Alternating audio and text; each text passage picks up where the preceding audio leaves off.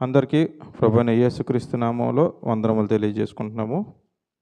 అయితే ఈ 2025 సంవత్సర ముగింపులో మనం అందరం కూడా ఉన్నాము.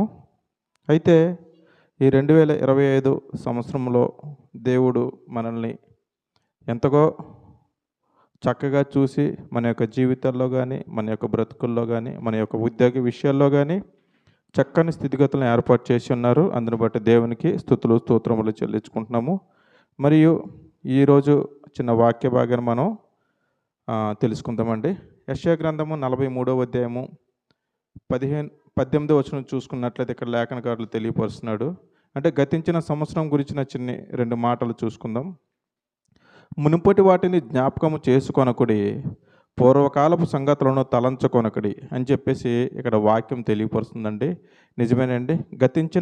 గతించబోతున్న సంవత్సరంలోని విషయాల్ని మనం జ్ఞాపకం చేసుకోకుండా, పూర్వకాలపు సంగతులు మనం తలంచుకోకుండా, రాబోయే దినాన్ని, రాబోయే సంవత్సరాన్ని దేవుడు మనకి ఎంత ఆశీర్వదకరంగా ఇవ్వబోతున్నాడు అనే విషయాన్ని మనం తెలుసుకోవాలని చెప్పేసి మీకు ఈ లేఖన భాగాల ప్రకారం తెలియపరుస్తున్నాడండి. అందరికీ వందనాలు.